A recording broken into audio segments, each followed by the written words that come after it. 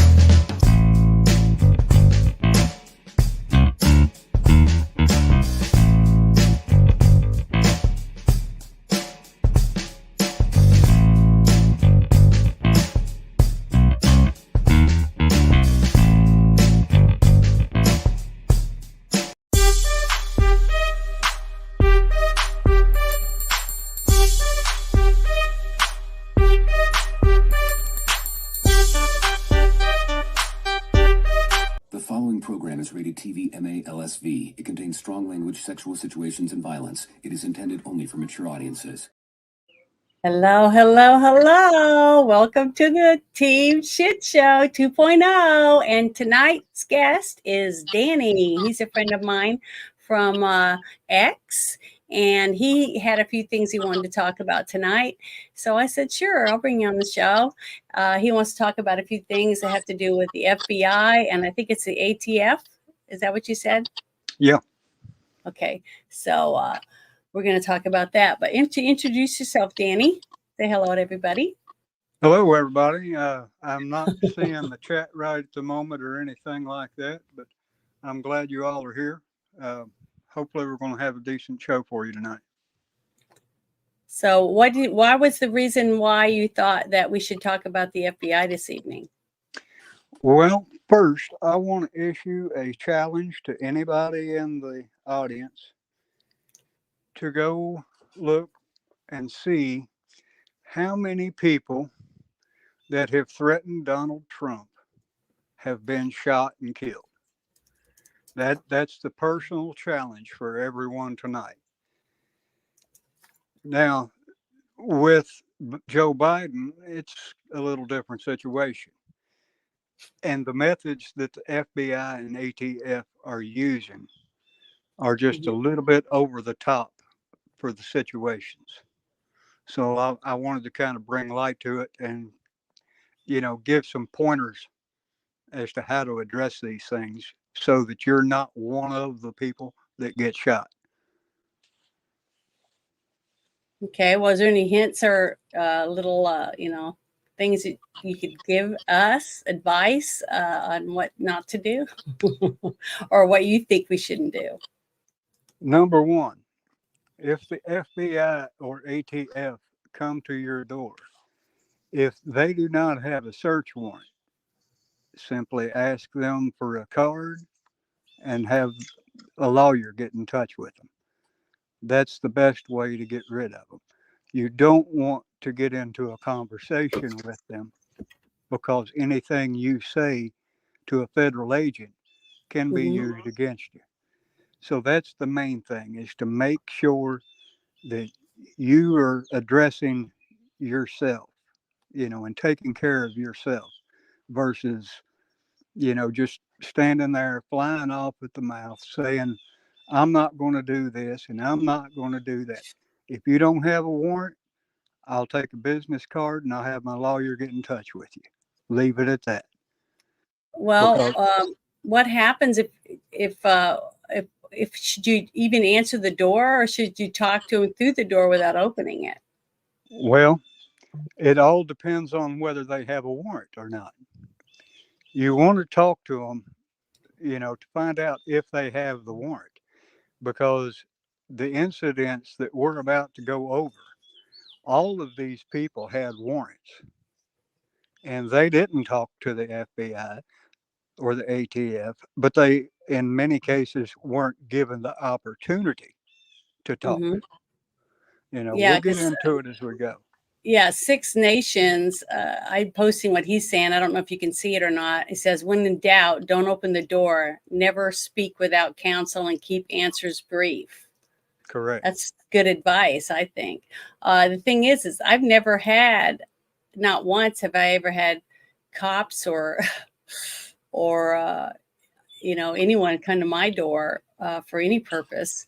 I did get pulled over one time because I was driving my sister, her Lexus. She's got a black Lexus, and the windows were tinted. And we were driving back from Gulf Shores, and the back seats we had 5 ice chests in the back filled with ruby reds. I don't know if anybody knows what those are. They're like giant prawns, and we were bringing them back from Gulf Shores, and it was late. I mean, we were trying to drive straight through, so we were taking turns of trying to nap, off and on. And I had this mouthpiece in my mouth. I wore it at night, to help keep my teeth straight. And I had this mouthpiece in, and I saw the lights come on behind me, and I know it wasn't speeding, so I didn't know. I thought maybe I had a tail light out because it wasn't my car, so I wouldn't know if there was something wrong with it. And Dana was sleeping, so I pull over and I roll the window down, and the cop walks up and he looks at me real funny because I go, "Yeah, can I help you, officer?" Because I had just those things in my mouth. And he said, I said, "Was I speeding or something?" He said, "No, but you were driving on the fog line." And I'm like, "What's a fog line?" Never heard of it. So, and then he looked in there, and then Dana sits up and she said, "What's going on?" She was freaking out. And I said, "So do you need my driver's license?" He said, "No, it's okay. You just maybe you should stop and get out and stretch your legs and stuff because you might need to take a break if you're going to keep driving." I told him, "Yeah, we're going to another town or whatever." And he said that. And then once I pulled out, and then I went to the gas station after that because Dana was awake, so she was ready to drive again. And she said, "I think he was profiling us because of our car." She thought her car made her look like she was maybe a drug dealer or something because it's real sporty and beautiful black Lexus. And I was like, "Yeah," and it didn't help that we had the back seat filled with stuff. It could have been, we were people or whatever, because you couldn't really tell. You just couldn't see through the back. You know what I mean? We haven't used side mirrors because we had all those ice chests with shrimp in them. But when he saw us, I guess he realized we weren't smugglers or whatever. So he let us leave. But that's the only time I've ever been pulled over. So, because I don't speed, I set cruise control, I wear my seatbelt. I always try to give myself plenty of time to get somewhere. And if I have to rush, I just don't want to go if I have to rush. So I just try to take it easy. But I'm sorry to go on a rant, but go ahead. Well, that's all right. I guess I can pull up our first article. So how's that Yep, sound? yep. Okay, let me pull up the first one. Let's see, this one. Okay. All right, can you see it? Yep. Okay, so you want to talk about it or read it as I scroll down, or what? How do you want to do this to present it? I'll just talk about it in general. Okay. And I'll Okay, scroll this situation here, I don't remember the man's first name, but his last name is Robertson. Janet can fill that in a moment if you like. But what had happened is he was on Facebook and made several posts towards Joe Biden. And he even went as far as threatening to kill him, and said that when he came to Utah that he would shoot him then. But the old man it was not in, he was described as that being out of his behavior. People can you see the pictures that I'm sharing? Yeah. Because I'm scrolling sideways, you can see all this, the guns and different stuff. Yeah. Right here. Yeah. Okay. He was a big gun collector. Yeah, And it what says got- here, it says on this, beside this photograph, it says the complainant in the United States District Court against Craig DeLu Robinson featured threatening online postings by Robinson. The photograph is in San Francisco, Wednesday, August 9th, 2023. Robinson, an armed Utah man accused of making violent threats against President Joe Biden, was shot and killed by the FBI agents hours before the president was expected to land in the state on Wednesday. authorities say. The shooting happened as special agents tried to serve a warrant on the home of Craig D. Lou Robinson in Provo, south of Salt Lake City. I just wanted to read that because that was next to the photograph. So go ahead. Okay. What got this guy in trouble is they showed up with the warrant, and he evidently had a gun on him at the time, and that is what got the man shot.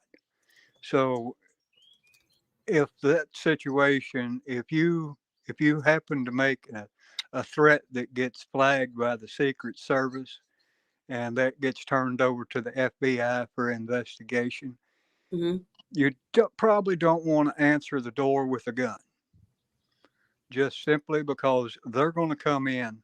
They've got the search warrant already, so they're going to come in, and if they find you in possession of something that could be used to commit an assassination, then they're going to get on you hard. So I don't advise you to own guns, make threats, and then have them in your home in the event that the Secret Service calls the FBI on you. Yeah. Okay, well, I'm going to go through some more of these pictures real quick. Let's see. These are, it says Utah Governor Spencer Cox and his wife. Got to meet him. And then this is, I guess, the cul-de-sac this gentleman lived on that they raided. Yeah. In Provo, Utah. Yeah, that's in front of his house. See how the blinds are all hanging out and everything where they raided. I guess they shot flashbangs in there or something. And there's someone standing out front that says, "Fuck Biden." At least I think that's what the flag says. I've only seen it from behind, but yeah. So yeah, they went in heavy metal on this guy. Well, this tells me don't threaten the president of the United States unless you're going to threaten Trump, because I'm sure they wouldn't do shit about that. Well, that's exactly why I had everybody and directed them to go ahead, because there's been several threats against Trump, and there's even been a few arrests. Yeah, I heard, what was it? I think it was last spring. I was talking to, I don't remember who it was. It was in a space, and we were talking about, maybe it was Fed Up or one of them that listens to Dan Bongino. And Dan Bongino had said that there had been 18 attempts on Trump's life at that time that he knew about. So there's been quite a few people that want to take Trump out. Yeah. But I think every president we've ever had has had quite a few people that have tried to, off a president, whatever. I don't know why, someone would think they could get near the president close enough or anything to ever fulfill such a terrible thing. But they must have been really, really pissed off or nuts. I mean, that's the only thing I could think of, is anyone that would do that would have to have few screws loose. You know what I mean? Since Kennedy's assassination, they have put in so many protocols and safes, fail-safes to prevent that thing from ever happening by an outsider. So if you have a president at this day and age that gets assassinated, it's an inside job, because the Secret Service, they are par excellence in protection, and they are not going to let anybody get to the president except the FBI. Well, I just wanted to read this little thing. It says here, someone said this, it's in quotations. There's no way that he was driving from here to Salt Lake City, setting up a rifle and taking a shot at the president. 100% no way, said a neighbor outside the church across from Robinson Street. I guess it's because he was handicapped. I mean, I didn't read the whole thing, but he was physically unable. He was in a wheelchair. So, a lot of people thought that the way that they took him out was just over an abundance of, force to be used on someone who couldn't even walk, Yeah, it was. So to me, they were very overzealous, about, flexing their muscles. See, don't mess with us or we'll take you out if you threaten the president, or something. I mean, I guess it just depends on what field office was doing it or had it, what, if they'd ever done anything like this before and they were trying to make a mark for themselves, get a notch in their belt or, any of those things. It could have been, a combination of reasons why some of them just went, whole-bunky, on this little old guy. But the thing is that it just seems like, just like I say all the time, it's faces that there's a huge lack of common sense in any of these people's decision-making skills, Yeah. Even though they're supposedly the best of the best to be in the FBI. I mean, isn't the FBI training similar to like what they do Navy SEALs or something like that when it comes to psychological testing? No, not really. They're not that gung ho. No, I'm not talking about the physical stuff. I know they have to do some kind of physical stuff, but nothing compared to the Navy SEALs. But I'm talking about the psychological training on how to capture serial killers and all the different things like that. Don't they have to have that? So wouldn't they be able to pass like these psych tests or something? Well, maybe I'm wrong. Maybe I'm wrong, because these same people in this government think that they can't tell you the difference between a man and a woman. So exactly. Right now they're giving out participation trophies. Yeah, so I don't know. I just think it's ridiculous, and they just, I don't know. They just go off half-cocked on some things, and they don't do shit about anything on other things. Like children being kidnapped, stuff like that. They don't even put 5 cents into it. But a little old man that's in a wheelchair that has a bunch of guns, and they know it because you have to register all your weapons. You have to, when you get a bill of sale or whatever, they have to notify the government you're buying a weapon. So if you had 1,000 guns on your property, they would pretty much know, unless you bought a few of them from relatives or friends for cash. Those would be guns. But the thing is, they do this to this guy, but people kill each other every weekend in Chicago and other big cities for gangs with guns. I don't know. I just think it's all of this is just really, really stupid. Well, I didn't pay attention to see exactly, and maybe it's in this article, but typically when there is an FBI or ATF raid, they're going to do it pre-dawn, 6 a.m. in the morning or something like that. And when you take somebody like me that's got guns, if somebody comes knocking on my door at 4:30, 5 o'clock, 6 o'clock in the morning, good chance I'm probably going to have a gun pretty close to me when I answer the door. Well, I'm sure that by looking at the blinds on his house, it doesn't look like they knocked. It just looks like they shot some kind of, grenade, smoke grenade or something. I might be having some problems with my computer. It seems like I'm having a lot of lag. But I'm sorry, people. I am out in Hillbillyville. I'm doing the best I can, but it didn't look like that. It didn't look like they knocked on his door, because the window blinds are all blown out in the front of his property. So it looked like they just did a wham, bam, thank you, ma'am type thing. But it does say in this article that I'm looking at, it said that Robinson's posts indicated he did appear to own a long-range sniper rifle and numerous other weapons, as well as camouflage gear known as a ghillie suit. Investigators said in court records, Robinson was charged under seal Tuesday with 3 felony counts, including making threats against the president. How could he be charged with this stuff if they shot and killed him? Well, he can't be charged with it, but that was what they were alleging. So they had a warrant or something that the government gives out, and that's what they used to bust in this house to get him, and then they ended up shooting him, thinking, the little old man's got a gun, he's going to shoot us. We're not going to be wearing Kevlar. Typically, what happens is they pull up to the house. There'll be 10 cars deep. They'll pull up to the house. They'll have they'll have the perimeter enclosed. Typically, if it's a high profile target, they will shut down the power and shut down the utilities to the house. They will go up to the door. They will knock, announce who they are. They will give it about 5-10 seconds. and then they take a ram, bust through the door, and if they think they're dealing with firearms, they will then send in the tear gas and the flashbangs. And that's why you see the windows knocked out like they were. Mm-hmm.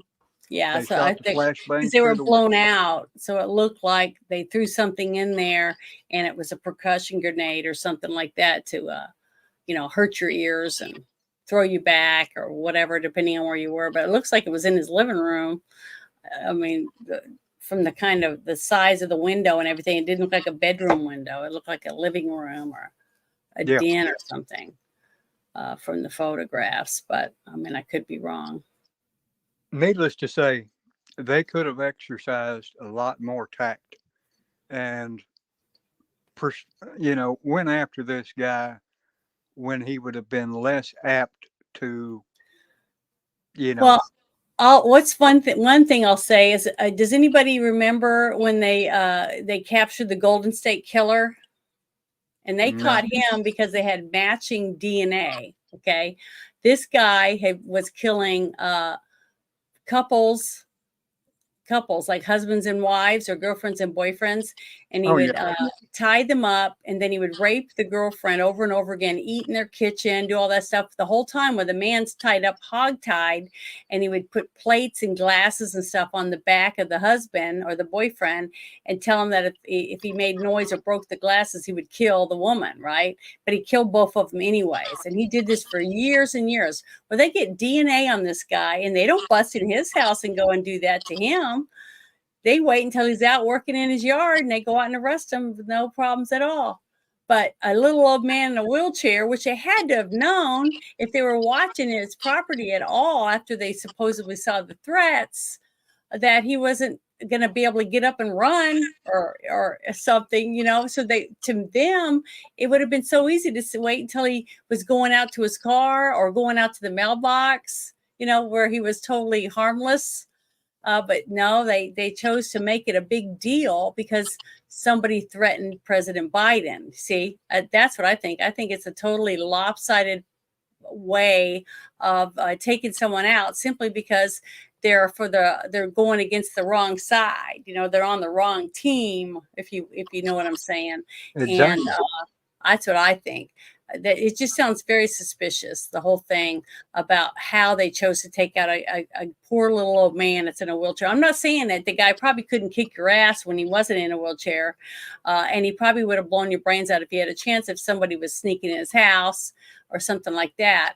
So if they could have waited until he was going grocery shopping or something. I mean, it's not like they couldn't stake his house out, but I guess somebody murdering a bunch of couples, raping and murdering them is a less of a horrible thing than writing on Facebook, I hate the president, I want to take him out, or something. I don't know. I don't understand it, but I guess he was more of a threat to people than, a serial killer that they had DNA on. It's just only ridiculous. because he wasn't a Democrat. Yeah, probably. I don't know. But yeah, it is ridiculous. But that seems like that's a target on your forehead. If you do something wrong or you say the wrong thing and you don't have a D next to your name, then you're pretty much going to be hung out to dry or put in a gulag. You know what I mean? Yeah. Well, that's why I wanted to have this show, just because it's getting critically important, because this is an election year. Yeah. And I feel like this shock and awe bullshit is just going to continue, Yeah. until somebody else is running the helm. And I even think after November, if they ever get the votes counted before December or January or whenever, and they find out Trump wins, it's going to be all hell to pay. I'm telling you right now, definitely. It's not going to. It's going to be some bad shit going down if we even get to elections. So I don't know. I'm really worried about what our future is holding for us, the way things are going on right now. Well, what I think is crazy, you've got the FBI. They've already committed all these heinous acts. Then they raided Trump. That was a shock and awe campaign. They raided Roger Stone, and I'm not a huge fan of Roger Stone, but the man is what, 80 years old. His wife is deaf, and they go in there with a no knock, at 6 o'clock in the morning, drag him out. They didn't kill him, but I'm sure they would have liked to. But anyway, now you have Congress that thinks all of this behavior warrants a new FBI building. Whereas I think that the FBI just needs to be dismantled, period. So it's really crazy what is going on, and I just don't want anybody else getting killed. Yeah, the thing is that I don't know. I've seen a lot of states. I don't have a list of them, but I wish I'd thought about it before we went live. That have passed open carry, laws in their state, and that anyone can carry a weapon, and some of them without even having certification or anything. So that tells me that a lot of the states, conservative states, are trying to push back on this type of I don't know what the word is, of being treated like we're just animals because we want to have a gun. When our forefathers that started this country wanted every person to have the right to defend themselves, not from each other, but from their government. Basically, if you read the Constitution, that's what it was. All these people were leaving tyranny from somewhere and wanted to make sure that we had freedom and the right to defend ourselves and to keep our rights, basically. And all this side, for whatever reason, the people that we took slaves away from, they've hated us ever since. We took their slaves away, and all they've wanted to do is take all our rights away since that day. Everyone's rights except theirs, because they would have, the cake and get to eat it, and then we would all starve and do what we're told. Basically, that's what it seems like to me. From that day forward, that's all they've done is try to shove their agendas down our throat and push us around and tell us that we're stupid and we don't deserve anything, and they're better than us, and they need to make our decisions because we're too stupid. So, and I want to say a big, there you go. Well, you mentioned the open carry laws, and Kentucky is one of those states. I can have a handgun and walk down the street with it, and there's nothing anybody can say about it. But it's for those reasons. If I get that knock in the mornings, I probably will have a gun on me, and it's my legal right to have it. But I shouldn't get shot just for possession of a handgun or a rifle, whatever it be. If I happen to go to the door and I've got a handgun on my side, even if I'm talking to the FBI, I shouldn't be getting shot for it. But there's a good chance that since I don't have that D after my name, then I stand a good shot. I think a lot of us run the risk just simply because we choose to own a weapon. Because I own a gun. I mean, I own, a few guns. I'm not going to say how many or anything, but I own them for different reasons. I have some that I take to the range, and I have some that I use for critters, take out of critters, and some are for hunting. So, I have a target on me just simply because I own them. But because I live in a state that allows me to take out critters, that try to get my poultry or in my, in my yard that might attack my family, or, like bears and coyote, snakes, rattlesnakes, copperheads, water moccasins. We have lots of predators in the state that I'm in. And, sometimes using a 22 is good for snakes, but it's definitely not big enough to take out a black bear. So it just depends on what you're needing the weapons for, of how they're going to target you. You know what I mean? They're less likely to just point the finger at you because you own a 22 or something for squirrel hunting, things like that. But when you start going up into the other higher caliber weapons, that's when I think that you start drawing attention to yourself from when it comes to the government, because they think they start saying bump stock and they start saying, you know, all these other words, terminology comes in, and that's all they want. They just want to take little bit by little bit by little bit away, so it's less likely that we'll fight back. You know what I mean? Like what happened in Australia. You know, nobody has hardly any weapons at all now because they just handed them over. And I don't understand that. I don't understand how people just roll over and just let you do whatever you want. You know, I mean, I'm not trying to get to religion or anything, but I'm watching England. You know, I'm watching a lot of things that's going on over in London, and they're shutting off streets for all these people to pray in the streets and stop traffic and stuff.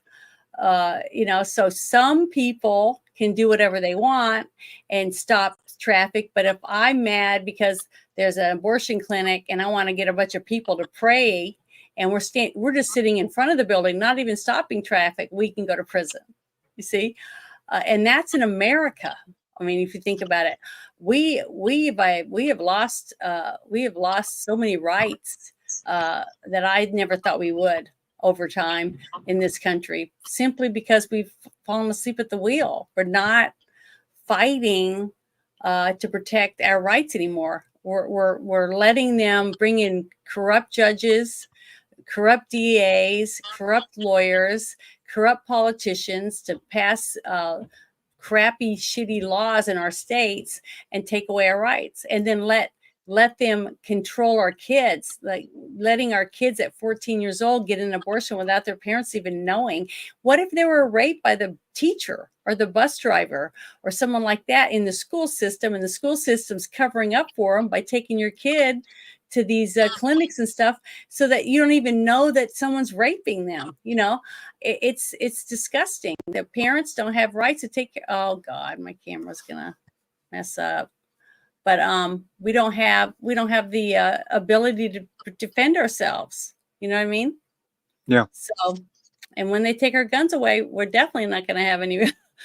We're not going to be able to defend ourselves anymore. And then they'll take steak knives away and scissors and whatever else they think we might use. So Well, I I'm thinking just think it's really bad. We're in deep doo-doo right now, I think. we've had a couple recent cases go through the Supreme Court where they shot down bump stocks and they shot down pistol braces. So slowly, and I don't know how many are familiar with the statute regarding most uh, gun illegalities at the federal level, and that's 18 USC 922G. And then it goes from G1, 2, 3, I think up to about 8. And there have been several of those now, or a few anyway, that are getting shot down based on like Heller and Bruin and significant cases. And I can't remember what that guy's name is. It sounds like an Indian name. But needless to say, a lot of these cases are going through the Supreme Court, and they're ruling that, you know, the government can't take away the rights to own these guns and stuff like that, and that's good.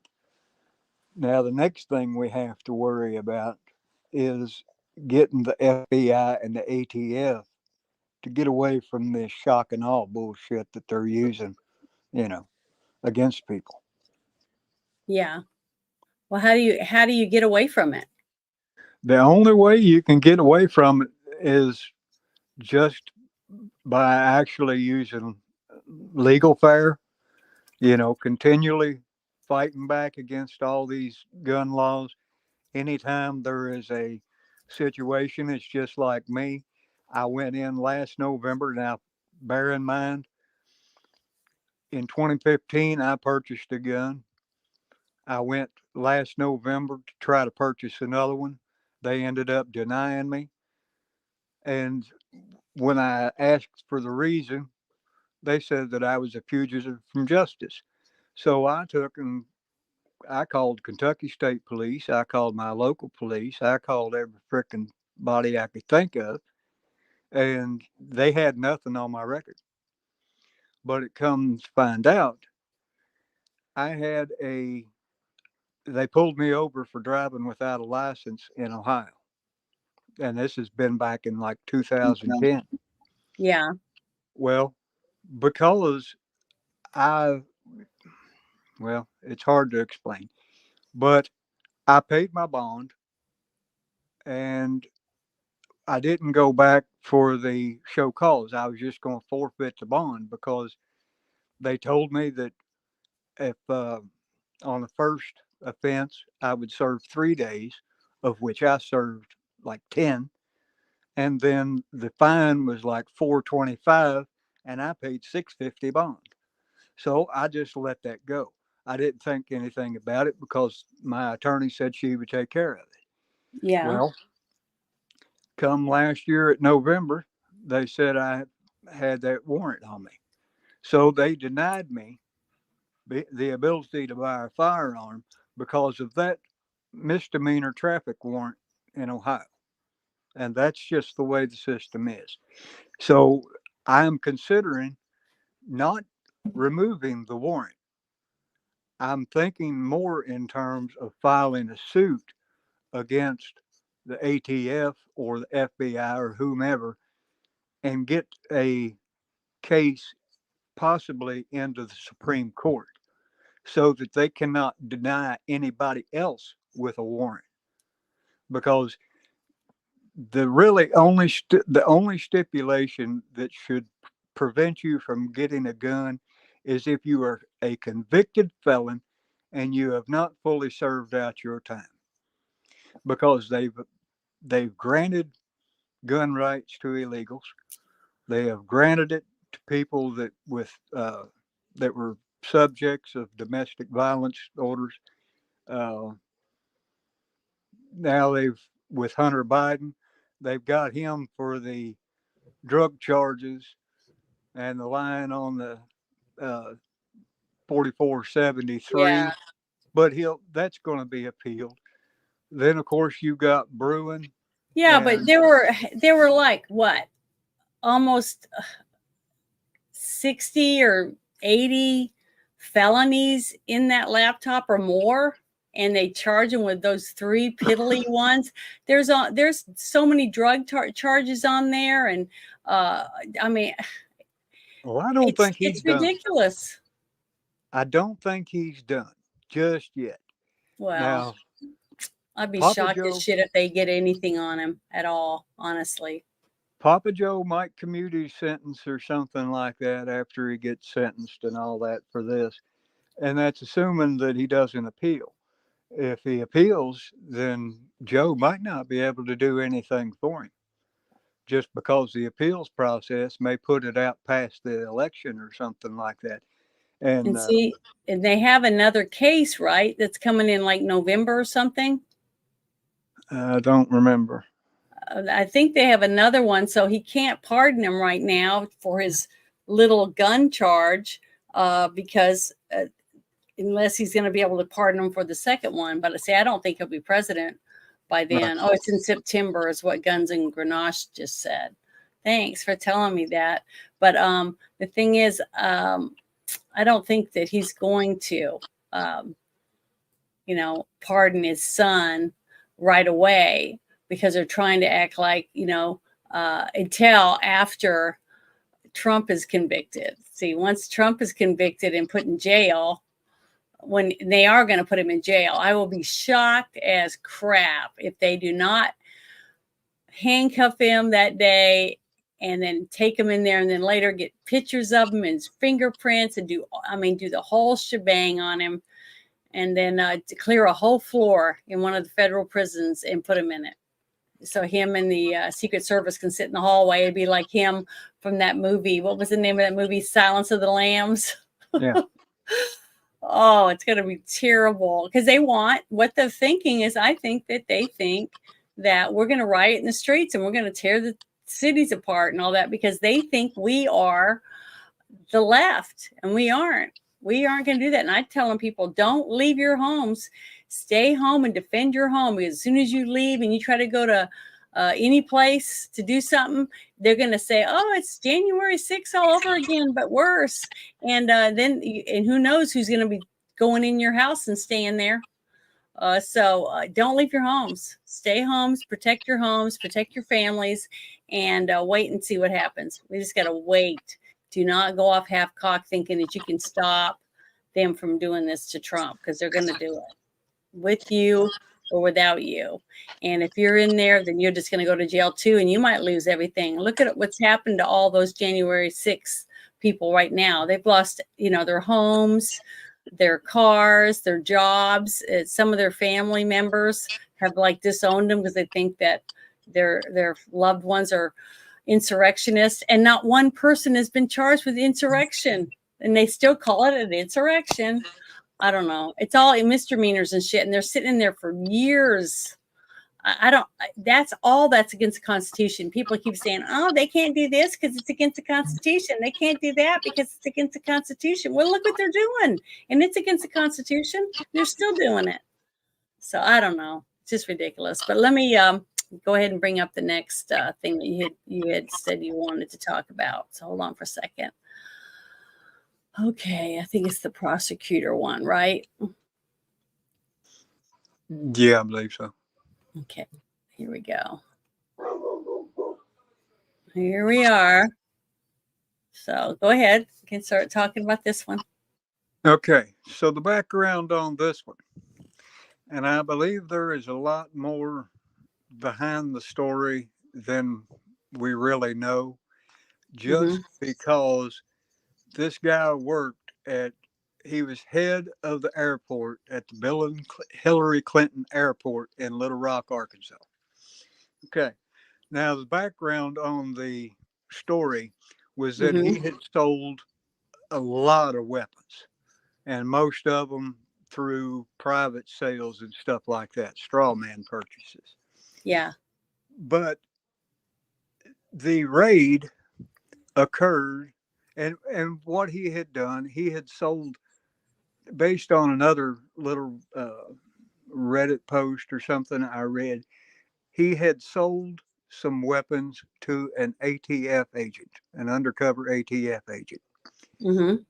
So what they had done, they had surveilled this guy for 2 or 3 weeks. They had been investigating him for months. And then all that, they had his car tagged, everything. But what did they do? They went in at 6 a.m. They knocked once, and in within 46 seconds, they were in the house, had him shot. That's in 46 seconds. Yeah. The time they breached that door. I just want to tell everybody the video that you're seeing in there is not about what he's talking about. They captured that killer that was loose in Arkansas for the last 3 days. He supposedly killed 3 people in Oklahoma and then was, traveling around Arkansas or something. They captured him. So that's what that video is. It's not the one he's talking about. Go ahead, Danny. I'm sorry. So anyway, this guy, he supposedly shot at the ATF agent, shot one of them and injured him, I guess. But he was shot back, and they shot him in the head. Okay. They then called in, the ATF then called in the Arkansas State Police and the Little Rock Police. And they conducted an investigation. They determined that the ATF agent, had worked within his parameters. He did what he was supposed to. But they didn't investigate the raid itself and why it took place or anything like that. Because basically what this case boils down to, if all it amounted to was the charges that they had laid against him, they could have just called him up, or showed up at work or something like that and said, you need to file this paperwork and make, you know, for an FFL. Mm-hmm. And that way he'll be conducting background searches, stuff like that. Yeah. That $200, you know, for a $200 paperwork charge, they went in and killed this guy. But I think because of the location and his position, that there's a little bit more to the story that I'm going to have to do some digging on to find out just who this Malinowski really is. It Well, just seemed suspicious when I first saw it. yeah. So this was the one we were talking about earlier today about, and I was asking you who investigated these people Right. because of what had happened to him. So I'm going to open that up real quick because I thought it was interesting. Because I was like, you know, they do these things, but who investigates the act of it, especially when someone dies? And it looks nefarious in a way, like the one we just watched, just the one we just read about the gentleman that couldn't even walk. He was in a wheelchair, and they just bust into his house, and he dies. You know, and then who investigates it? Do they investigate themselves? The people that sent them in? You know, does the FBI investigate the FBI, or how does that work? So I asked him about it, and he found this article. So hold on, let me find it real quick. Here it is. I don't know who is investigating who in that Robinson case in Utah. I don't know that anybody is investigating. Yeah, that's the one. That's the Theodore guy. No, that's the first one we looked at. Yeah. Okay. Yeah, I didn't think to ask you about that one, but this one. This is who this was all about. The Arkansas State Police are the ones that investigated the ATF shooting of the Little Rock Airport executive. I mean, look at this guy. Does he look like some type of nefarious gangster? That's what I'm saying. Yeah. And you can't trust the Arkansas State Police either because they covered for Bill Clinton for years. Oh, yeah. He used to take them along as his bodyguards when he was governor, and they would go pick up Jennifer Flowers, you know, to meet him. You know, there'd be two cops go pick her up, and then two cops would drive Clinton to go see her wherever she was going to meet him, you know, all this shit. So it's like, and remember, there was a movie that came out with Tom Cruise, I think, called Mina or something like that. It was about the drug running and stuff going out of Mina, Arkansas down to Columbia. Did you see that? I've seen it. It's oh shoot, it's not Mina.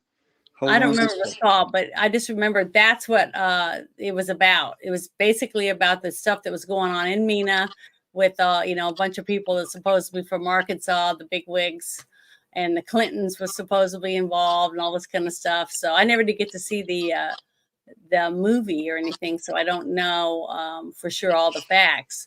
But I thought it was pretty interesting, you know, that, you know, because it's factual. Most people that I knew that lived in Arkansas, I have relatives that lived there during that time, and they said, yeah, that it was, everybody knew that Bill Clinton was, you know, hand in hand with the state police, you know, getting away with all kinds of bullshit. Well, Tyson. Like Hillary Clinton lied under oath when she swore in court over the Whitewater stuff that she never saw some documents. And then after they're in the White House, they find fingerprints of Hillary Clinton on these documents. So it's like, and nothing happened. I mean, this woman smashes BlackBerries with hammers and uses bleach bit on, you know, 20 phones that her and all her little people had. She has an illegal server in her bathroom that had Chinese people breaking into, and had confidential secret documents on it that's only the government's supposed to see, and nothing happened to her. You know why? Because she's gonna Hilda Beast is gonna take you out, you know, behind the barn or something. I don't know. I just think it's disgusting, but it's all one-sided. If you're on that side, your shit don't stink and you can pretty much do what you want, except the young man that found out that they cheated to get Hillary in there and Bernie Sanders, and he took the documents and the emails and was going to turn them over to WikiLeaks. Next thing you know, he's been shot twice in the back of the head, as a robbery or whatever. I can't remember what the young man's name was, but he died. Seth Rich. Seth Rich, and he was a Democrat. So I don't know. It's just sickening that these people can just do whatever they want to whoever they want, and nothing ever happens to them. So, I mean, how much has to happen before a court gets some balls and says we got to stop these people? I mean, I don't know. I just don't understand it. It doesn't make any sense to me. But I'll shut up for a minute so you can talk about this whole thing with the ATF and the Arkansas State Police if you want. I got to get the movie you were talking about with Tom Cruise, that's American Made. Mm-hmm. And that was where he was playing Barry Seal, smuggling drugs into the country and everything. But you told me the other day about some stock you own, and I'll just let you know that Tyson, he's part of the Arkansas Mafia too. So oh yeah. So needless to say, but he's dead now, so it's his kids or grandkids now that run everything. Yeah. Well, basically what you got in Arkansas, with Arkansas investigating this raid. Of course, they didn't investigate the raid. They just investigated the shooting and determined that it was a good shoot, which that may be the case. But what they should have done was investigate the raid, because it caught the attention of Congress. They had the guy from the ATF in there testifying not long after it happened. And it caught their attention because they know something isn't right. It might have caught their attention, but nothing happened. No, it never Just will. Like with everything else. I mean, they caught the attention, and they made Hillary Clinton go up there and talk about what happened in Benghazi and a whole bunch of shit. And it didn't matter how much evidence they had. Nothing happened. Yeah. She just wipes her ass with all of these people, and they don't do anything. They just go in there and wash their hands and act like it never happened and try to pretend like they weren't in her ass crack, but they were. And she's still in there. I mean, they're still in her ass crack. She still can do anything she wants to anyone she wants, and nothing happens. So I don't know if she was like the sister to Epstein and has all those documents or something, because she's either got the biggest balls in the world, okay, or she has the biggest balls in the world in her pocket. I mean, I don't know how else to explain that, because she seems to be able to do anything she wants and nothing happens. I mean, exactly. I've never seen anything like it. And she is the most, one of them. I think she's even more corrupt than Joe Biden. Honestly, I think she's got stacks of bodies in her freezer. I mean, there's so many people that they have taken out in between being governor, senators, or whatever is the other things that they were before they were president in the White House. They've taken out so many people, and I mean, I bet they can't even find all the evidence of all the criminal acts that they've been involved in. It's just, that's how bad I think they are. Well, they used to do a pretty good job of covering their tracks until they built up quite a list. And then, of course, everything, once that list started hitting, then it was just a matter of just lining up the coincidences and everything. Yeah. It's just a mess. I just don't see, I don't understand how we're supposed to get out from under this. How do we take back our freedoms from these people that are in charge now? How do we get rid of them? Well, no one will prosecute them, so they're never going to go to jail. All the billions of dollars they've been able to launder through Ukraine and whatever other, like Hillary Clinton selling uranium-1 to Russia and then getting everyone to believe that Russia was in cahoots with Trump. when she's probably the one that's been in cahoots with them the whole time. She's probably taking it up the ass from Putin, and Putin is probably sucking her dick. You know what I'm saying? Yeah. I mean, it sounds terrible, but basically, I mean, she comes up with the PP dossier that she pays for. People still believe that it was real. It's like she can say and do no wrong because it doesn't matter what she does. Even if it's on national TV, nobody wants to admit it. They just turn around and act like, oh, I didn't see anything. Yeah, whatever. And walk off because they're afraid they're going to get, two in the back of the head while they're sleeping. I mean, I'm probably going to lose my channel, you guys. I already been taken down for 3 weeks, and just by talking about the Clintons, I'm probably going to end up losing my channel. So this might be the last show I get to have, but I'm going to try to enjoy it the best I can. But I hope you guys will just follow me to Rumble if I get kicked off. So if you don't see me for a few days, look me up on X, and I'll tell you, hey, I got kicked off because they didn't like me talking about Hillary Clinton. Well, so we'll be all right. Because that's what I got in trouble for. I already got a strike against my channel because I posted that 7-minute video about Comet Ping Pong, and it had Hillary Clinton and Podesta's. Don't say it.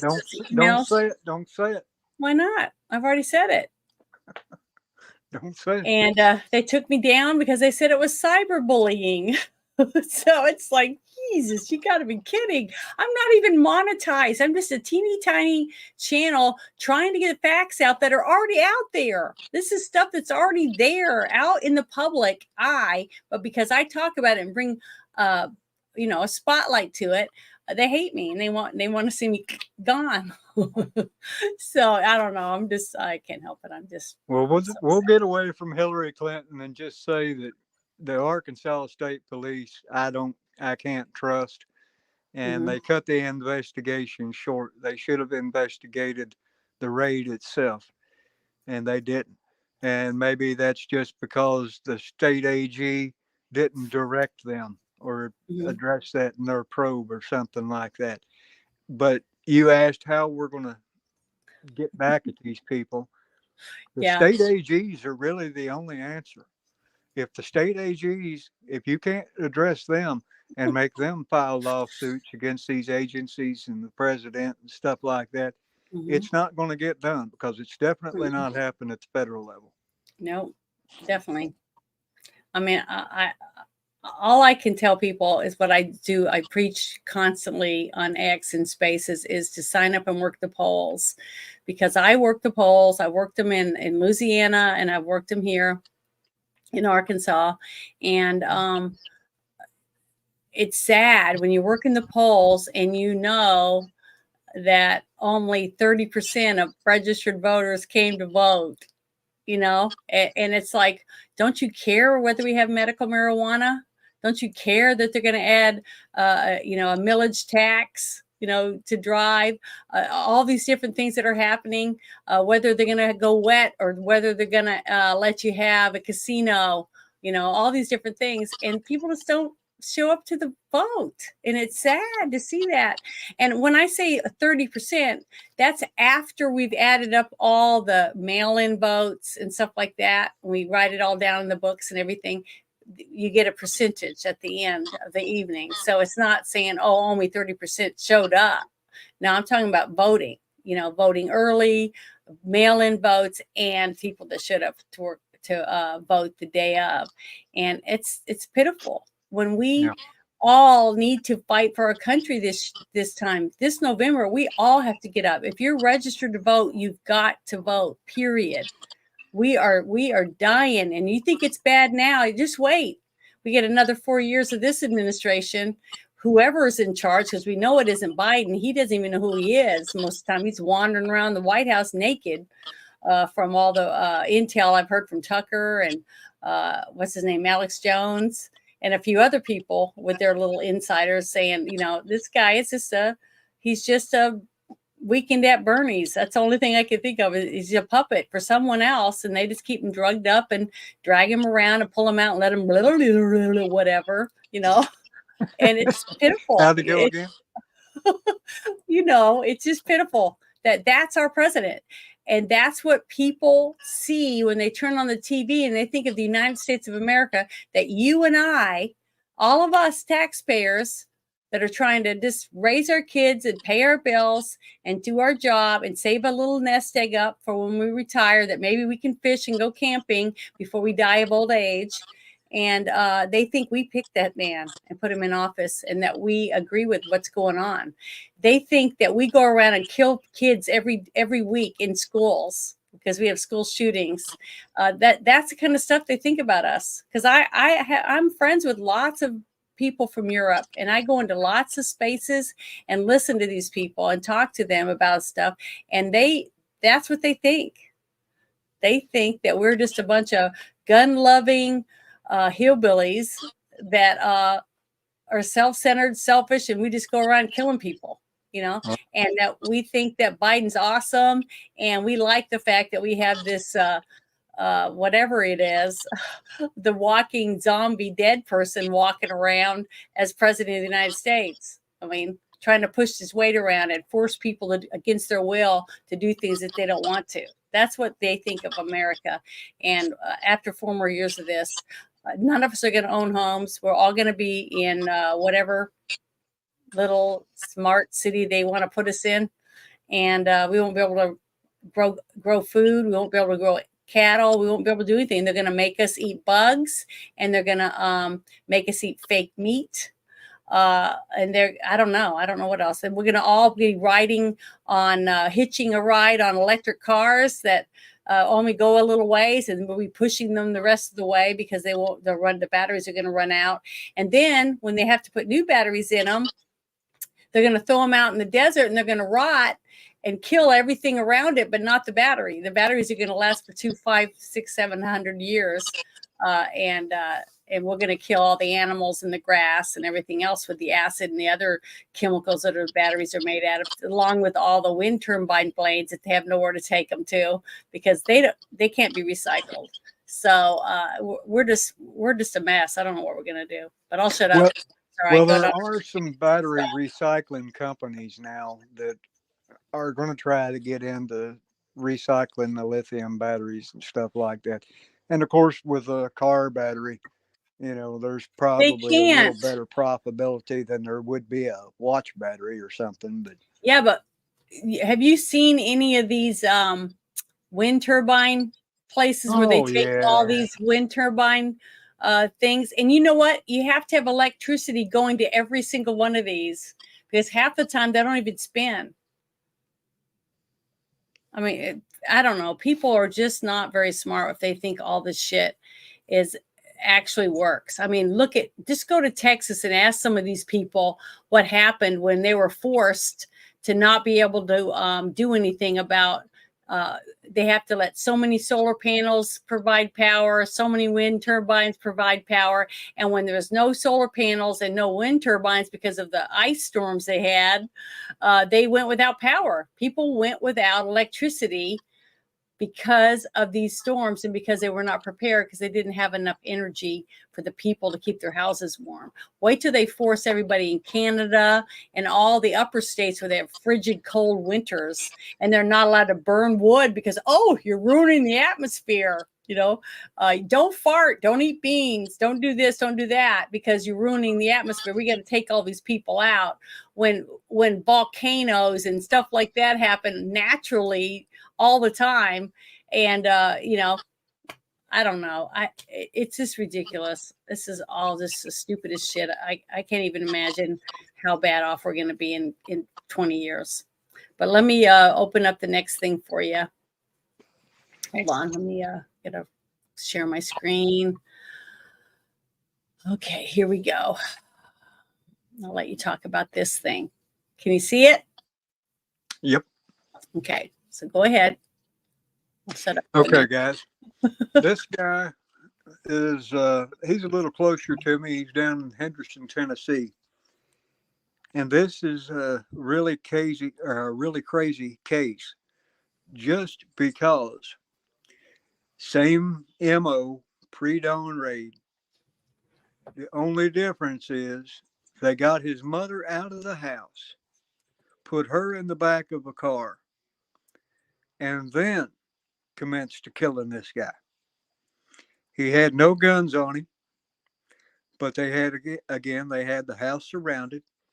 And from the angle that he initially got shot, there was no way to tell whether he had a gun or not. So they shot the guy in the house, and they used their flashbangs and their concussion grenades and stuff like that, tear gas.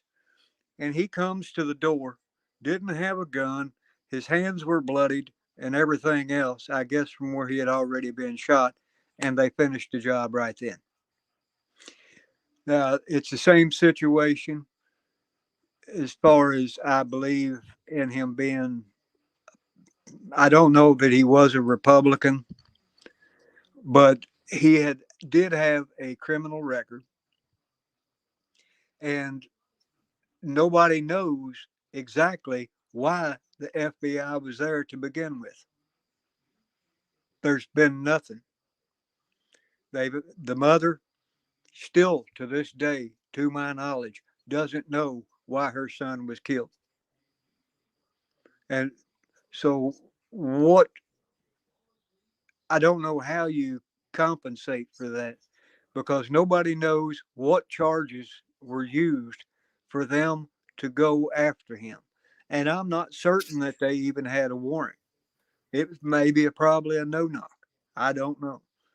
Needless to say, this guy was unarmed and again shot. And nobody knows why. It's been no questioning other than, the parents or the mother wants answers. And she's probably not going to get them. Well, what I'm trying to read the date that this happened. I think It that says, was back in August of 2023. yeah, 2023. That's what it says.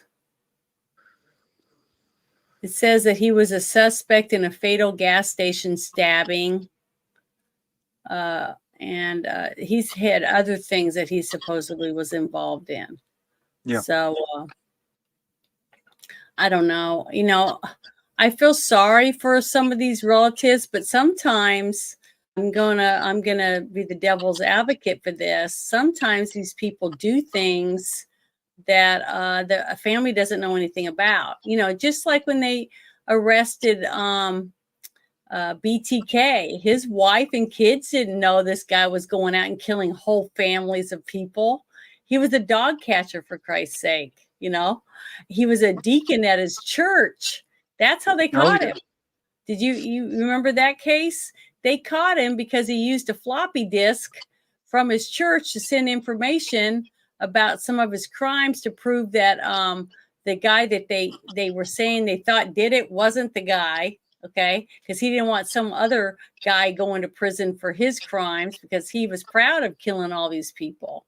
That was his moniker, BTK, bind, torture, kill, and he didn't want anybody else to get it, get that name tag. So he basically turned himself in, basically gave himself away because he was, a selfish, narcissist, and didn't want someone else to get credit for it.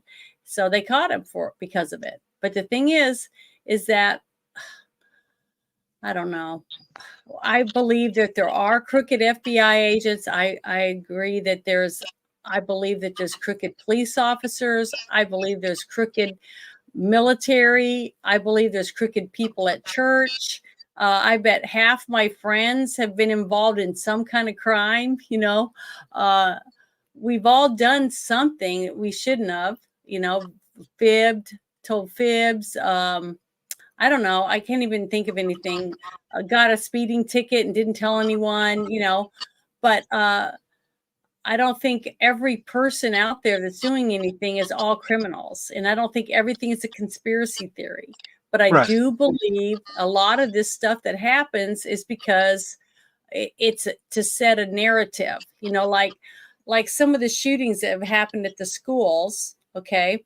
We know later on, it takes a while to figure it out, But we find out later on that the FBI knew about this person. They knew this person was on their radar. They knew this person had guns or access to guns.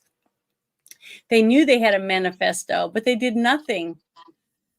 Well, we have to wait till they commit a crime. You see? Yeah. Just like that video I showed last week. It showed the dad who ran and stopped his son. He had a 2-year-old son out in the front yard, and a naked man walked into his yard right up to his 2-year-old, and he ran up and covered his son's eyes, and he called 911. The cops came, and they said they couldn't arrest him because he didn't do anything. He goes, he's naked in my yard. And they said, there's no law against being naked. Yeah. So he said, basically, the dad said, basically, you have to wait until they assault somebody before you can do anything. And by then, now you have a person who has been traumatized and maybe injured or could die because they've been sexually assaulted before you can even call the cops and say that there's a crime on your own property. I mean, Yeah. we have handed over so many of our rights. I don't know if we're ever going to get them back. I really don't. I think that that's what they want. See, they take, and then they give back a little bit. But see, they've given back after they've taken a foot, they've given back 6 inches, you see? Yeah. So now they're 6 inches in, just like Ronald Reagan said. My mom said this over and over and over again about Ronald Reagan, that he said, if you let them open the door, even a crack, they're going to push their way in. And that's exactly what I'm seeing now. We are starting to see cracks in the walls and in the door frame from all the things that they have been able to push the door open and let in. Now, And we're never going to be able to shut the door again, ever. you were talking about being the devil's advocate for this guy. Mm-hmm. Mm-hmm. Now, as I told you, they put his mother in the car. She asked him what was going on, and they said it's none of your business. And that's the way they left her. Well, Okay. because he wasn't a kid. He wasn't a minor. See? Well, true. And the thing is, I don't care who you are. If your kid does something and they're 18 and older, they don't have to tell you shit.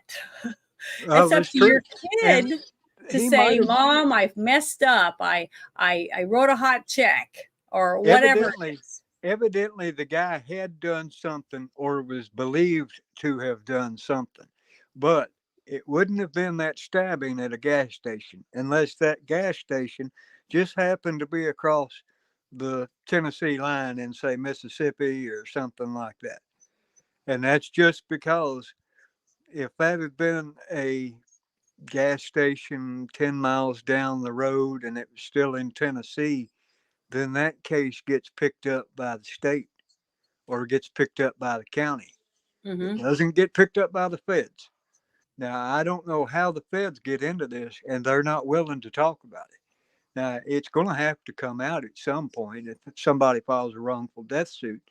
But just the same, I don't see why the feds should have been there.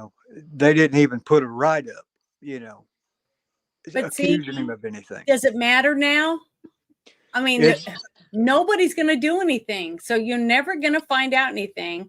Nobody's going to take their cash and make a difference with this because it doesn't help them. See, Yeah. The only thing I see that anyone ever does anything is that something is going to help them in the long run, right? At least most of the time. That young kid that shot those 2 guys that were trying to kill him in the street. Yeah. Where was that? That was in Illinois, right? Shit, I don't know. It happens all I think it was in Illinois, and Kyle Rittenhouse. Okay, that whole thing. Yeah. I think it was in Illinois, and he was trying to defend himself. He defended himself. That happened in Wisconsin. You sure it was in Wisconsin? Yeah. Well, maybe I'm wrong. I don't know. I thought it was in Illinois, but all I know is that people stepped in because we started seeing more and more of the video that was coming out, and we could see that this kid was defending himself. He was on the ground, for Christ's sake. And this guy that he shot in the hand had a gun in his hand. and they wanted to crucify this kid because they wanted to take away our right to own a weapon to defend ourselves when our streets are filled with rioters and stuff, right? I mean, they're saying, look, it's a mostly peaceful protest, and the guy that's saying it's got flames behind him and there's rioters running around. It's like they think we're dumb because we are. We let them make us wear masks and parade us around like a bunch of dumbasses. I didn't do it, but most people did. I still see people in their car driving with the mask on. Okay. I mean, I still see people walking around the store with the mask on, walking their pet out in the sunshine with a mask on. These people are still doing it because they don't know how not to do what they're told. So those people are not a threat to the government. We are. The ones that say, F you, I ain't wearing no mask. F you, I won't shop in that store. You're not taking my gun. All these people, us, the ones who stand up for ourselves against being told what we can do on our own property, Definitely. So we're a threat. And we'll be first on the chopping block when the time comes for us to do anything, to fight for ourselves. We're the ones they're going to be looking for. They're already prepared. They already know that we're not going to comply. Okay. And because they know that, I don't know what they're going to do. I just don't know. It was Wisconsin. Okay. Above the Illinois state line. Okay. So it was right near Illinois. Because I thought he was from Illinois. I thought kid. He was from Illinois. His mom. That's why I was lived with his mom in Illinois, but his dad lived in Kenosha. And Kenosha, like that's 15 minutes away or something like that. Mm-hmm. So what he did, he had the gun at his father's house. He went across state lines, and that's where they tried making it a federal thing. He went to his dad's house. He got his gun that he owned, then went downtown to protect the businesses and stuff like that. And then, of course, you have the incident unfolding after that. So needless to say, that's why they were trying to wrap him up in federal charges and say all the bullshit about him taking an illegally owned weapon across state lines and all that kind of crap. And it all got thrown out.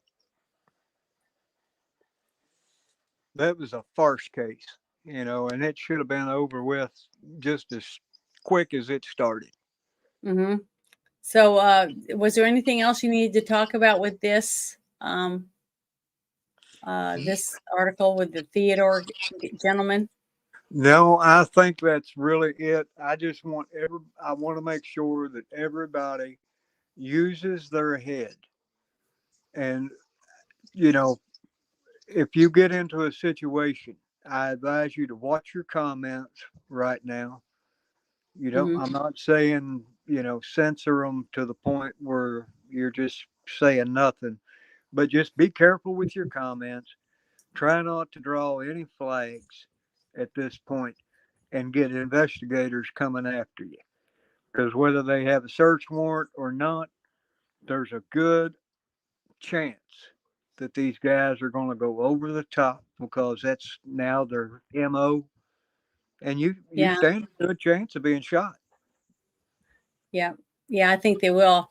I was really surprised, honestly, when I watched late. I didn't watch it as it was happening. I don't know why. I can't even remember what I thought. It was just dumb because to me it wasn't an insurrection. I mean, okay, how many people we have in our country? Over 300 million people, right? Yeah. Okay, and over half of those have weapons. There's 330 million people in the United States, and there's 140 million guns. Okay, so a buttload of people have guns. Okay, now think about it. If we were really going to host an insurrection, why would we go there unarmed? Exactly. You know what I'm saying? It just to me, I just was like, what? You got to be kidding. And so I just didn't really pay attention to it because I didn't think it was going to be a big deal because they were walking through the red ropes and taking selfies and stuff. That wasn't an insurrection. You know, I just thought it was ridiculous. So I just didn't waste my time because if it was real, they would have been storming the walls and had tons of guns and tanks and whatever else. I don't know. It's not what I was thinking when they were saying insurrection. I was looking around going, trying to find anything that looked like like the streets of the towns in Washington State. I mean, that was more of a takeover than anything I saw at the Capitol. Yeah. I mean, I saw the cops walking side by side with people in videos, you know, walking through the place like they were tourists. That's what it looked like to me. The whole thing is a farce. I mean, it's just ridiculous. When J6 if it was a real insurrection, people would have been shootouts inside the building and stuff. There wasn't that. One person got shot and died inside, and she didn't even have a gun.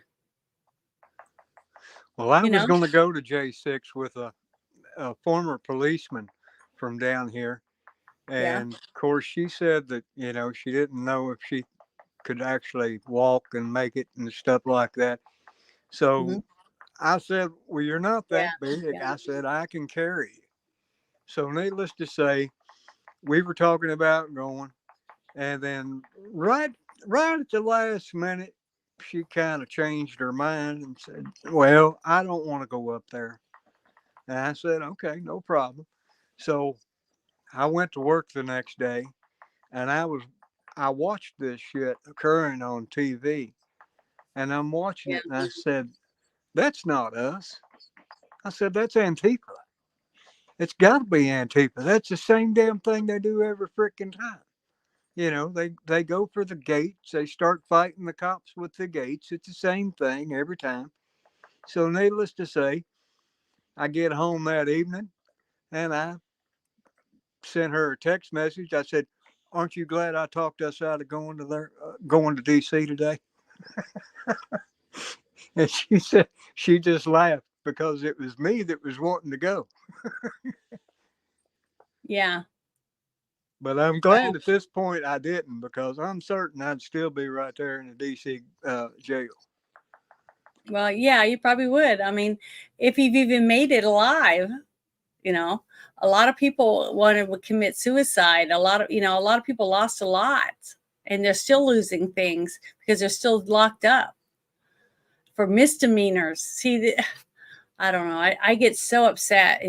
My stomach hurts for days after talking about this stuff because I cannot believe this is America. I'm an Air Force brat. I'm telling you right now, I honestly, I don't understand how all this is happening in a country that my dad served in the military for, you know? Well, it's just, you know, it's the same thing with my grandfather and my dad. My grandfather served in World War II. He was in the Air Force. He was a bomber navigator and stuff like that, and pilot, whatever. Needless to say, you know, I bought the whole the U.S. is good line and sinker. And then my dad, of course, I was in the process of being recruited to the Marines, but my dad, he told the recruiter when he was talking to me, he said, look, my son is too smart for the stupid shit that you're planning on having him do. Yeah. I don't want him joining. And so he asked me if I wanted to join, and I declined it at that point, you know, because my dad had never said anything like that to me before or to anybody else about me. So I went ahead and declined. But needless to say, you know, I've read history and all that. I know World War II history and stuff like that. And it wasn't until just a couple years ago that I really started doing deep dives and finding out, wait a minute, maybe we weren't the good guys after all. You know, there's some twisted shit going on here. Now, I'm not going to say that, you know, I'm not trying to say Hitler was good, but I'm saying there was some twisted shit. We were fighting on the side of communists, in China and Russia. So something ain't right here. And what Mhm. happened after the war? We brought the Nazis here. So, just things just aren't as they appear. Yeah, we brought them here because of the technology they had, the science they had, things like that. And they brought That's what. their indoctrination. Yeah. And but the thing is, the reason they brought them was because the people that brought them had to have already been indoctrinated too. See, think about it. Just like I said, they started throwing a tantrum when we stopped them from owning slaves. Okay. And that's what I never understood, because I always asked lots of questions. My great grandmother was Choctaw Indian and grew up on an Indian reservation in Oklahoma. Okay. And then I hear all these black people talking about how they deserve reparations. I'm like, why should you get it before the Indians? Exactly. We took this land from them and forced them on reservations in the worst places in the country. And if anyone's going to get anything, it would be them. Okay. Yeah, some of them have casinos, but guess what? It's not the people, it's the rich people, just like in our country. When we go around and look around, you got the elites that have all the stuff, and then you got people that live in dirt floor homes, shacks with no running water and no electricity. Still in this country, right now, in this country, we have people that live like that, but nobody sees it because nobody walks around with CNN and whatever else and goes around and films all these people and how they live, even on reservations. If you have a chance and you have a reservation near you, take a tour, drive over and say, hey, I would like to get to see how you guys live here, and I'd like to get to know more about what's going on here on your reservation. And if I can help, get some church groups or whatever to go and start showing people what it's like to live on a reservation. I tell people, watch the movie Wind River, movies like that, documentaries about the crime and how much horrible crimes against women and stuff and children on reservations, things like that. But no, people aren't interested because they don't want to see that these people are no better off than you are, but you want to believe that they are. So you want to take out all your frustrations on them because, they might have something better than you. But instead of going and finding out, you just want to bitch about it. That kind of stuff just drives me nuts. But the thing is that until we, fight back and start making changes on who we elect and holding the people that we elect accountable for what they say they're going to do. And that's another thing. Trump said what he was wanting to do. And then when he got in, he pretty much did all the things he could and almost completely closed off our border with a brand new nice wall without help. We had we had all the branches of government for that short amount of time.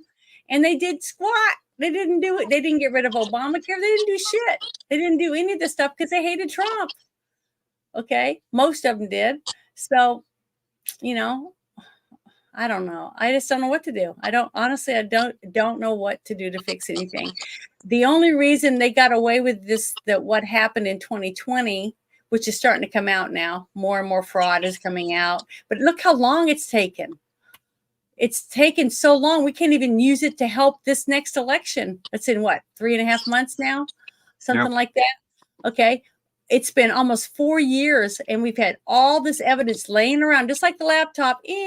That's not real. But you find out now it's been used in court of law. It's real shit. It's got real stuff on it. Lots and lots of crimes on it. But the only 2 left on the laptop now, because the FBI had it for so long, is the Bidens. All the other names that were on there are gone. They've been able to scrub anything off of anyone else that might have been a criminal that was on the laptop, because they couldn't use it at the very beginning because, it was Russian misinformation or whatever, because Hillary got away with all that stuff again, helping the Bidens hide whatever that was for a short amount of time. But they decided, well, it's time to just throw them under the bus because we don't need them anymore. I'm talking with the Bidens. So we'll see what happens with that. But well, I still think they're going to use him as long as they can prop him up. We're going to find out very soon, but before November, we'll find out. And if I'm wrong, and he's going to win, you know, he'll win again because we haven't done anything to stop what happened last time. So they're going to do the same thing. They always use what works, and they're going to use it again. So if your butt's not in a chair to make sure that nobody cheats in front of you, I just don't see how we're going to be successful in the next thing. But I wanted to bring up this next thing. This is something I found I thought was interesting. Just like I said, I want to be the devil's advocate for the FBI, basically. So I want to bring this up. This is their own website. I thought it was pretty interesting when Danny was telling me some of this stuff about the corruption and how they cover for each other, and they go in and they kill people that are in wheelchairs and whatever else to make a big scene and confiscate all those weapons. What do you think happens to all those guns? They're eventually getting right back out on the street. Okay, but why? If they really cared about what this guy did and all those weapons, why don't they destroy all of them? Well, exactly. I mean, you've got this guy. He's selling weapons. Okay, like I said, it's $200 paperwork charge. But needless to say, he's selling these weapons. Well, the ATF did that same damn thing. You know, they were tracking straw man purchases. Yeah, weren't they the ones that did Fast and Furious? Yeah. Yeah. Okay, nothing happened with that. Nobody got in trouble for that I remember. Exactly. I mean, the way it's going to have to roll when Trump gets back in, if the ATF, the FBI, and the CIA, if they are all not just gutted and dismantled, we're in for trouble, because I think we're in trouble already. because I mean real trouble. No, I think we're in real trouble right now. It's just going to get to be worse trouble. Well, yeah. Yeah. But that is what has to happen. We have to figure out ways to gut these agencies. And if we don't. From what I remember is that Trump said that he could get rid of the FBI with an executive order, because that's how the FBI was started. Yeah. Well, he could get rid of a lot of agencies. He could just write an executive order and close the FBI offices. Just get rid of it. Now, Congress, and I hope he does. I think he should. If Congress, all they have to do is repeal the National Security Acts of 1947 and 2001, and that effectively eliminates a lot of the alphabet agencies, and it removes the CIA completely. You know, there's nothing they can do. They can still conduct their black ops, but at that point, then there'll be criminals that can be tried, and there won't be a matter of national security. That's what saved their ass. They can always pull that matter of national security stuff and then avoid any investigations and stuff. Well, I'm sharing this. I want to share this link to this CDE website right here. It's a Crime Data Explorer from the FBI, basically. It's their website. I thought it was pretty interesting because I didn't really get a chance to dive in, you know, and check it out really think. But I thought it was cool because see how you can go over these different states, and it tells you the number of agencies that they have in their state, which is funny because there's 818 agencies in California. Okay. And then you can go over here to Texas. There's 1,072. And in Arkansas, there's 299. So you can just go around like that and look. Like Oklahoma has 461 agencies. Why is there so many in Oklahoma and only 299 in Arkansas? You know, it's interesting. I wonder why they pick and choose certain states to have so many and then other states to have so few. To me, that's something interesting that some super sleuth that likes to investigate this stuff, to look at these and try to figure that out, because I don't know. There you go. Kentucky has 411 agencies in it. and it has, it has Puerto Rico and all these in Guam and all of them right here, and then it's got Hawaii and then Alaska. So it's got all the areas that have anything to do with the United States. And boy, the FBI is in all of them too. At least it looks like it. I mean, just think about it. I was looking at the Hawaii. There's 4 agents, or it's in Hawaii. There's 11. It says 11,794 agencies in Hawaii. Why? Why is there that many there?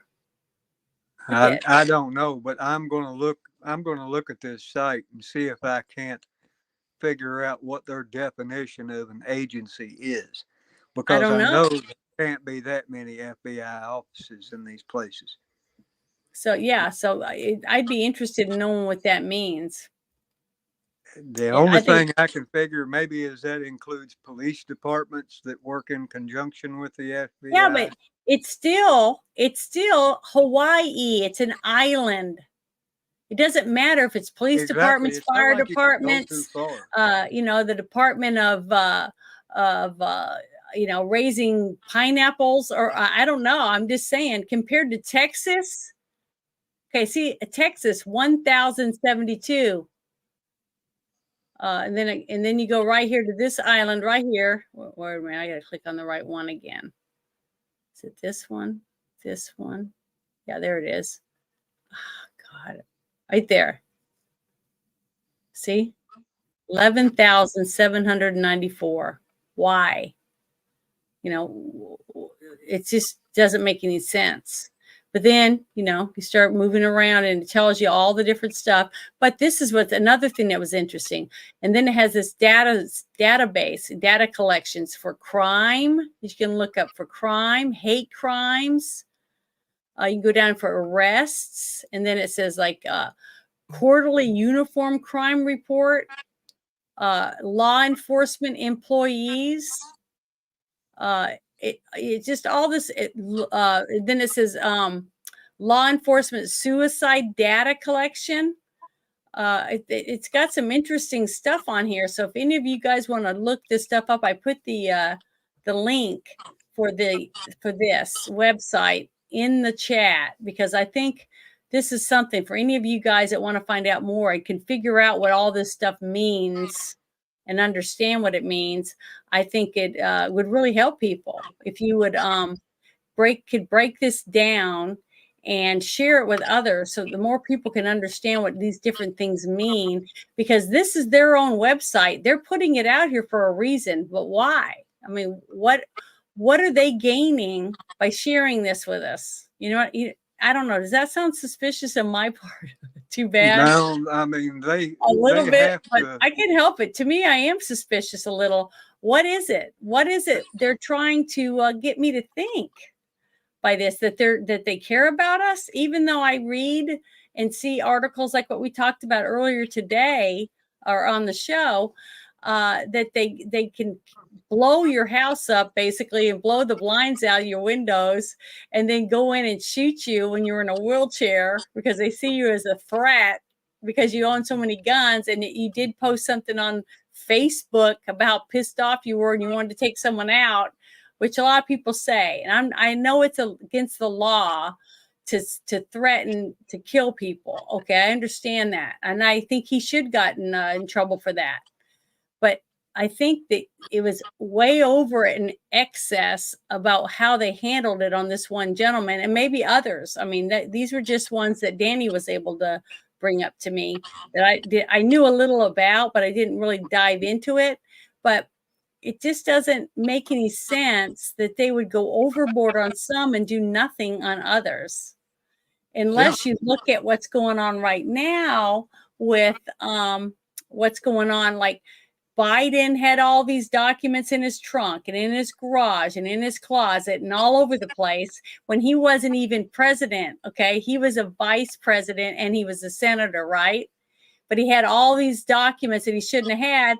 But supposedly the president of the United States is allowed to take documents when he declassifies them to his home or wherever, as long as he keeps them safe, where they can't fall into like foreign hands or whoever to sell the documents for money or whatever. I don't know all of these stipulations. I'm just, using common sense to try to figure out some of the reasons why. But Biden can do it when he's not even president and nothing happens to him. It's not even bad boy. That's what happens. But a president of the United States like Obama or Bush or any of them do it. And now they can put you in prison for it. You see, it's messed up. We are so screwed up. And the fact that they're doing it because you have a D or an R next to your name, it should scare everyone, because one day it's going to be you that they're going to come for, and they're going to blow your doors out and shoot you in the head because you don't agree with what they have to say. And they'll put porn on your computer or whatever it is that they say that you had. And then everybody's just going to turn around and walk off because they think, oh, well, they're the government. They know what they're doing. Instead of us watching what our government does and reporting about it and trying to stop them from being able to get away with stuff like that by standing up and voting and making changes in their laws so that we can protect ourselves. I mean, what do you think about that, Danny?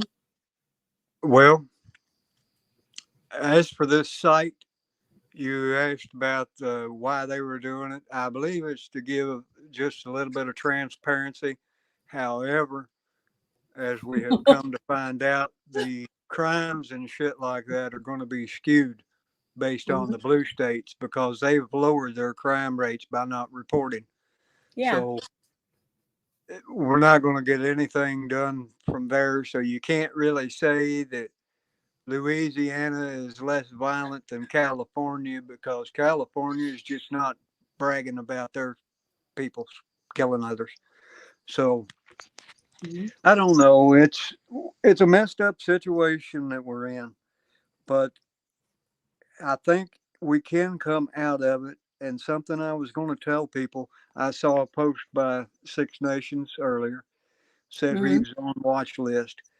Brother, if I were you, I'd get to know my county sheriff or my local sheriff really well, because typically what will happen is if there is a warrant or something coming after you, they'll know about it. Usually local law enforcement is made aware of these things. So for everyone out there, I suggest you get in touch and get to know your county sheriff, become their best friend. That's what I have. I know every judge. I've worked for every judge. I know all the cops. I know several state cops and stuff like that. So if there is something that comes down the pike for me, they're going to tell me before the ATF or the feds tell me. So just keep that in mind. That's one way to handle it. Next step, as we discussed earlier, just keep your mouth shut and responses short. Yep. Well, I try.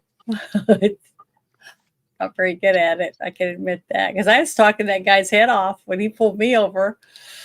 So I think that might have been one of the reasons why he just said, "I've got to get rid of this one," and told us to leave. But I didn't do anything. A fog line is the white line, I found out, on the other side of the road, and apparently thought because I went over the fog line a little bit that maybe I was tired. But I really think now, when my sister said it afterward, that they were profiling us, thinking that we're driving into this big city at 2:00 in the morning, and it was solid black with tinted windows. And oh yeah, yeah, we were, but they couldn't see me. And then when I rolled the window down and I was white, and my sister was white, they probably thought, and then I had a mouthpiece in my mouth, and I just looked like, we were coming back from a vacation. He realized, well, these aren't what we thought we were. You know what I mean? Because it was a black Lexus, really fancy car. So I don't know. And that's what my sister believes. She still believes to this day that they were profiling the car and at what time of night it was. Oh, yeah. And they thought, we're just going to pull them over. Oh, they went over the fog line. We can get them. They got drugs or something, guns or whatever. But we didn't have any of that stuff. We had prawn. So, but man, they were good. When we got home, we put them in the freezer. It was great. So, police will do that, I guess. I mean, but I've never gotten a ticket, but I don't speed. You know what I'm saying? I don't do anything. I try not to break the law because that's why the laws are on the books. If you know the law, you try not to break it because you try to be a good person and try to be a good citizen. And now if someone broke in my house, I'm going to defend my home, something like that. I'll do whatever I can to protect what I have. It's not a lot, but it's mine. You And should. You just shouldn't have to defend it against federal agents. Well, no, And but you this never is know not. who the criminals are. I mean, what's really sad is there's a lot of bad cops that will, sell drugs or let drug dealers off, because they're getting drugs from them or they're getting cash, and not arrest prostitutes, not arrest a lot of people simply because, and plus I remember it was in Louisiana. I don't remember the name of the thing, but there was a couple police, I think it was two officers, and it might've been in Shreveport. I don't remember 100%, but they were like pulling women over for speeding and then tell them they won't give them a ticket if they got a blowjob, stuff like that. So sick cops like that should go to prison. They should get arrested for breaking the law. But see, the scary and sad thing about it is people don't turn people in. You don't have enough people that are whistleblowers that say, hey, this guy pulled me over and tried to get me to do this. So it's your word against them.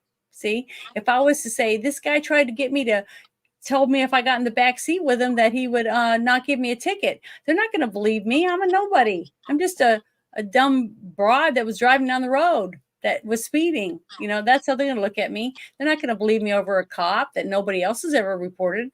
See, I don't have any evidence. You got off easy by having your sister in the car. That helped you out a lot. Now, Well, had maybe. it just been you by but I hadn't yourself, done anything. No, but I hadn't done anything, so I wouldn't have gave him any favors anyways. I would have said, hell no, give me the fucking ticket. That's what I would have said. But but I know I have a friend that was driving through Oklahoma and she was speeding, and so when she was getting pulled over, she just unzipped her shirt really far and put everything out. And when she was waiting for the cop, and it was a woman, so she got a huge ticket. But she was gonna try to weasel her ticket down to a little lower. It didn't work, but you never know. Yeah. I mean, that happens on both sides. Oh, hi, Tobat. Nice to see you. Thank you for stopping in. We're just about finished. We've been going for almost 2 hours, but this last thing I just showed was the last thing I had to pull up. So we're just about finished, I guess. Unless you have something else you want to add, Danny. No, that was really about it. I just hope that everybody, gained a little bit of knowledge from this, and to see what we're actually up against.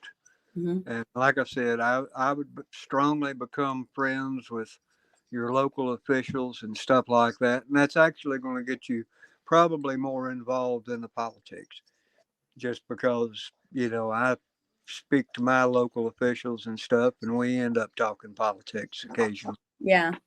Not every day. Well, the thing is that what was it you said earlier about if someone did come to your door, can you give all that stuff again, say all that stuff again about what you should do at that moment if someone did come knocking on your door? The number one rule to remember is to shut up. That is it. Answer the question precisely, with shortest amount of words possible, then shut up. Because that is where you get into trouble. Now, if they've got a warrant for you, mm-hmm. then they're probably, it depends on when they're coming after you. If they come after you during the day, that's probably a good thing, because I've never seen them shoot anybody during the day. Yeah. But early morning, yeah, if they come wake you up, they're probably going to shoot you. That's just the way they roll.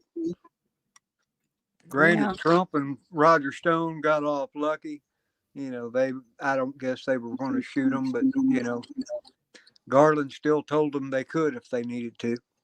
Mhm. So that's what we're dealing with. Just the number one Yeah, rule is to shut yeah. up. Make sure you ask them if they have a warrant, and if they don't, if it was me and the cops showed up at my house, I don't know if I'd answer the door. Well, You know, if they've got a warrant, though. now, right now, I haven't done anything, so more than likely, I just open the door and say, "Can I help you, officer?" Exactly. But You if know, I felt like I had done something wrong, I probably wouldn't answer the door. I'd just let that, them bang on the door and leave a message or whatever. I mean, I don't know how that works because I've never had it happen. But I do have a Ring doorbell, so it would be recorded, whatever happened, well, like if you that paid bear was attention, on my porch, and I posted it on my YouTube channel because, I was able to record it because I had a camera, and it takes really good pictures. if So, you watch the video of the Malinowski shooting, mhm. they went up to the door and covered. They took tape and covered the doorbell camera. Mhm. And then they didn't have on their body cameras. So Yeah, but see, they have the camera showing them covering it up. See, right, to me, that's important because if I'm on a jury or in a, to find it, they're looking for a grand jury or whatever type of thing against someone. If I saw someone walking up to a business and then looking around, getting tape out and covering up the camera right away, I'm going to believe they're trying to do something illegal. exactly. So, And that's why so I say that's why it's important to have cameras, whether it's a deer cam or or something, a trail cam, whatever it is that you've got. It's better than nothing because I'm one of those people that believes that all police officers should have a camera on their dash and on their body, not just for us to protect us from the cops, but to protect the cops. I've seen so many videos of a cop pulling someone over and they take them around the back of the car or whatever, and then they get the crap beat out of them. They're left in the street or pushed into traffic, stuff like that. And the only way that you're going to find out who it was is because of that camera. So you can capture criminals because cameras are there. But see, it's on their body. It's not on the street, all over the streets like it is in other countries where they can see you go from one place to another, from one business to another. Now, to me, I believe a business should be able to have a camera, but I don't believe they should be on every street corner. You know what I mean? well, no, I'm not much on the video surveillance of the public. But I And do think that a business should be able to have the right to have a camera in the front of their business and inside their business if they want. And if you see a thing that says cameras in use, you don't have to go there. See, exactly. that's how I look at it. But I just want to say thank you to everyone that showed up tonight in the chat. And thank you for hanging out with us this evening. I hope that Danny was able to make you think about a few things that could be possible in your own neighborhood, especially with the people that are running everything right now that's in charge. I think more people should think about it because like what happened on January 6th, every little thing that knowledge that you have that you could think about before you act is going to keep you from getting in over your head. I think if you really think about it. Now, everyone, when your blood pressure's going because some accident happened or you seen somebody get hurt, someone you care about, you tend to have all that adrenaline in there. You're going to make different decisions than you normally would. But it's either fight or flight type of thing. But hopefully this will help prepare you a little bit to think about what will I do if something like this does happen to me. Like a shooting in a restaurant, like the Ruby's Cafeteria and things like that. Knowing that, okay, if you pull your weapon and you shoot this guy that's in here trying to kill people, they're gonna railroad you. I mean, they're gonna run you down. They're going to ask you so many questions about why you had a weapon. Did you have rights to have that gun? They're going to do whatever they can because they want to make you look bad because you saved people's lives, because you made them look bad, okay, about taking their guns away. So there's lots of different things, scenarios that can go on, but you have to remember, you're going to have all those people's lives that you saved because you took that weapon out and saved the rest of those people. And maybe some of the people that did get shot, you saved their lives too. They're all on your side. Okay. So you got to remember, you're going to have people on your side too that believe that you have the right to have that weapon. And if you hadn't had that weapon, what more damage could have happened? You know what I mean? So to me, I'd still pull it. I'd still pull my weapon and try to protect the people. Because that's just who I am. And I'd hope that someone sitting next to me, if I didn't have my weapon and they did, would pull their weapon and try to protect people, like what happened in that church when that person pulled their weapon out and shot the shooter that came into a church to shoot people.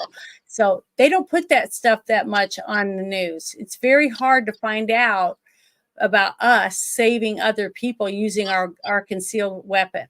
Okay. And the reason you don't see it is because they don't want you to see it. Okay. That's the wrong narrative showing, oh, look, they're carrying a weapon. They saved people. You know, they stopped a shooter because someone had a weapon instead of going into a business when they see the sign that says no guns allowed. Well, they're going to have a gun because they're breaking the law. They don't give a shit whether you have a sign up or not. We do. So we leave it in our vehicle or whatever. So I'm just saying, try to learn as much as you can about what you're allowed to do in your state. And if you're going to another state for Christmas or Thanksgiving or anniversary or a wedding, find out what the laws are before you take your gun. Exactly. Okay. So just be prepared and protect yourselves and protect your families. That's what I wanted to say. Is there anything you would like to say before we leave? No, I believe you did a great job. Thank you. I think you did too. And I just want to say thank you to the chat. I have a wonderful chat. They're very, very verbal. They love to share information and they make me feel good. Did any of them find where any Trump threat was ever or a threat got shot? I didn't see anything like that. No. You won't either. That's the crazy part. That's why I issued the challenge. I thought, well, I've got 3 different browsers. I've checked about every story on every threat, and none of those got shot. So Yeah. So I don't know, but I just want to say thank you to everybody, and I really appreciate you. And I hope you guys have a wonderful Friday. So tomorrow will be Friday, and hope you start the beginning of your weekend, and maybe you'll have something to think about in the back of your mind about what to do if you're confronted in any of these types of things, about to keep your mouth shut and say, okay, I think I need a lawyer or whatever, and protect yourself, because it might cost you some money, but it might keep you from having to sit behind bars for who knows how long, when you didn't do anything. So if you have a lawyer, at least that way you'll have some protection so that you can't get railroaded into something that you didn't do. Right. Mm-hmm. So, but I just want to say thank you to everybody, and hope you'll come back next week. And tomorrow night is the Friday Night Shit Show. So we will be having a great time tomorrow night too. So thank you so much. I'll talk to everyone later.